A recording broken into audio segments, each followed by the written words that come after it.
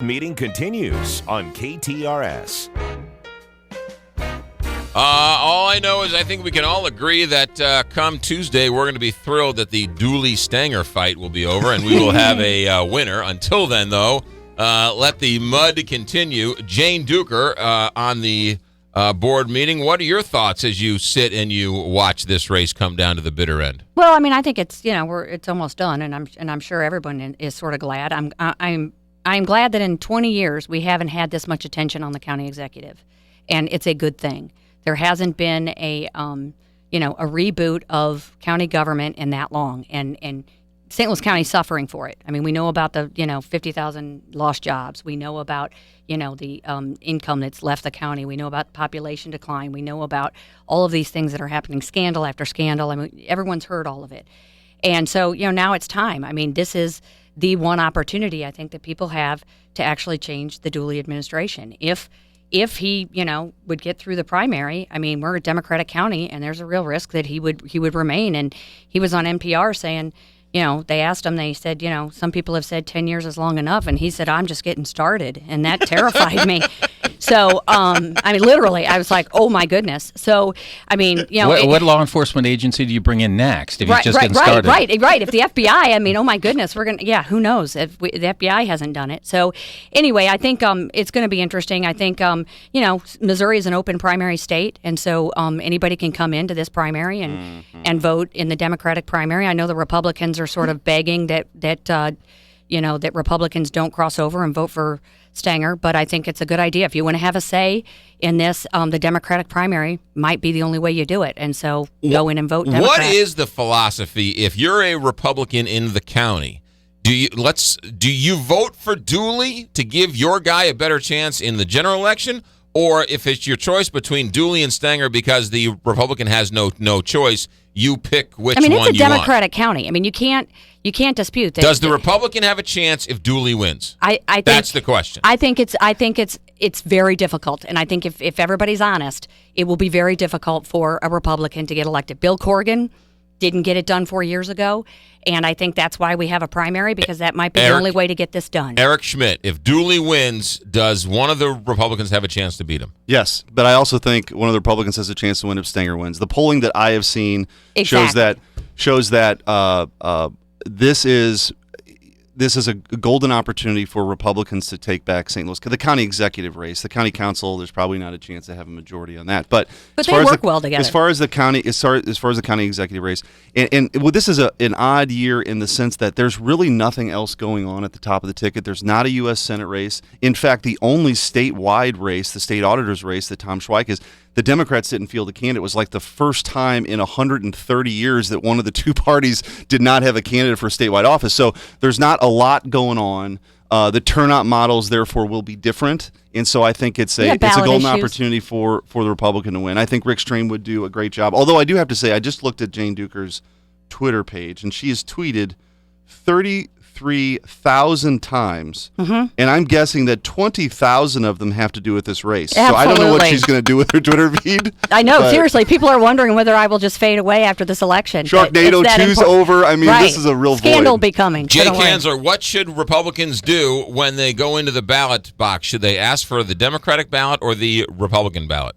Well, I mean, they should kind of use what that makes the most sense to them. They should kind of use some reason and their heart, but I tend to agree more with Jane that given the demographics of St. Louis County and where we are, the chance for a change from Charlie Dooley is probably more likely if we vote for Steve Stanger than if we vote and they can go back. I mean, Republicans can go back in the general and vote Republican. This is something that's near and dear to my heart. If you'll recall. Is that right? Yeah. It is. Thou doth protest too much. Yeah. Thou doth protest too much. I'm trolling. I'm trolling. I want to let Jay finish, but let me just say, I don't think Republicans should get too cute with this. Pull the Republican ballot. vote for the Republican you went for. I would urge you to vote for Rick Stream, but don't get too cute because I think you want your person to win, and I can tell you that it's a winnable race, whatever Republican comes out of there against the Democrat. And I'm a Republican, no doubt, and I am not embarrassed to say that. I am embarrassed about where the county's been going for the last 4 years anyway.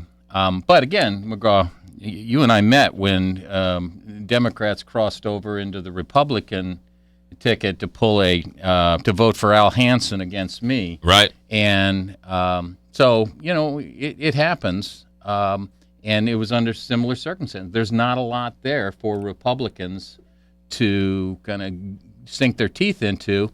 And what's most immediate and touches their lives daily is the Charlie Dooley, Steve Stenger race. Al Hansen, who was a convicted criminal. Twice convicted felon and beat me 2-1 in the primary. You were a Republican ordained minister running for state auditor. State auditor. Which gave Claire McCaskill the walk to become state auditor for the second time. And Claire had no one running against her, and there was nothing else on the ballot. So Democrats crossed over and voted for and Al Republicans Hansen. crossed over into the Democratic primary for governor, which between McCaskill and Holden. Also underscores how important those down ballot races are. And They as are. McGraw mentioned earlier, I am vote. running for state treasurer in 2016. Right. Can I ask vote. you- Just vote. Please vote. Can I ask why is it that a Republican can influence a Democratic Party nominee and vice versa? Why isn't it a closed process? Well, I mean, I kind of like it. I frankly would like to see St. Louis County just go nonpartisan. I mean, I'm taking on someone in my own party. I mean, this is not that common, but I would be in favor of having a nonpartisan on countywide races because I think St. Louis County, I think we're pretty moderate. I think a conservative Democrat, moderate Republican are about the same thing. And we were like that for a long time. And I think people want to go back to the time when it was more about just making the train run on time than it was about, making. But why should Democrats have a voice on who the Republican nominee is for anything? Why? Well, I mean, why not? I mean, because it's not their party. It doesn't matter. But why should the party system be that important? Well, I mean, but that's the system we making, have. The primaries are the specific reason for them is for the Republicans to pick their candidate, the Constitution Party to pick their candidate, the Democrats to pick their candidate. That's why we have a primary system that then heads into the general election where. Well, why we do it is to have the best candidate. Thad Cochran down in Mississippi is the Republican nominee because liberal Democrats wanted him. So the Republican Party doesn't get their person of choice. Well, it forces candidates to do more than just pander to their own party. I'm not sure that I'm, against that. They have to pander to the other party. They have to pander to everybody. And you know what? That's what our system is based on, is you get a broad coalition to get elected and get your policy. Eric Schmidt, but I was going to say, it is in a sense a closed because you can only pick one of the two ballots. Right, that's true. So you can only, once you pull the Republican ballot, you're only voting on the Republican primary races. Once you pull a Democrat ballot, a true open primary would be, well, and California is doing a fascinating experiment on just open everything, and everybody runs against everybody, and you pick the top two and you go. But let me just say this: I do think, and the theme that Jane is talking about here, which is I think people are hungry in St. Louis County for a return to the days of Larry Roos and Gene McNary and just this competent government. There are not a ton of partisan issues in county government. It's really about making sure this county, which has it's the biggest county in the state, it is part of the economic engine of the state, to make sure that you have competent, good people running and winning those races. Just so we're sure, Eric Schmidt is running for treasurer in 2016. He wants your money. And if you pull a Republican, if you pull a Democratic ballot on Tuesday, you can then you can vote Republican in the general. Absolutely. Yeah. Okay. Good. All right. Good. Welcome back. Parting shots. I don't dislike me. Hey, 8:53 here, Big 550 KTRS. Let's start with our parting shots. Start with you, Jane Duker. I mean, I think Sharknado is good for the country. I like the way it brings people together, and I think actually it's not bad to have a little bit of fun. So I urge you to watch it. It's funny. Just something. Sharknado 2 non-political. or 1? Both. I mean, you can, they're both on the Sci-Fi Channel. That's very political because that's climate change and climate. Oh, yeah, there was a lot of social commentary. One of the best parts is when the Statue of Liberty gets beheaded by the Sharknado and it's rolling down the street and it kills a guy who is going back for his briefcase. It was the social commentary on, working too much in the. What was your favorite product placement? Subway. I mean, Jared. Jared was sitting in the subway when the sharks were coming through the subway in front of a subway sign on Sharknado 2. It was shameless. All right. Sharknado 2 sold out. Ladies and gentlemen, Jay Kanzler. Jay, anything you want to tell us about? No, but I would like to say, why are we raising or allowing gamblers to borrow up to $10,000 to lose at the casinos in this state? I mean, it's not like the casinos don't already have the huge advantage. Now we get a chance to borrow to give them more money. I thought that was an interesting story today, and I think you're absolutely right. The law is that the casinos can now lend you up to $10,000, Yes. no interest for 30 days, which is great. Now I have a $10,000 limit at the casino. How do they enforce repayment? Through the courts. Oh, okay. Through the right to farm. Or are they going to do it the old-fashioned way? I'm just asking. Eric Schmidt. So, to paraphrase the line in Billy Madison, I think we're all dumber for having listened to the Sharknado 2 conversation from Jane.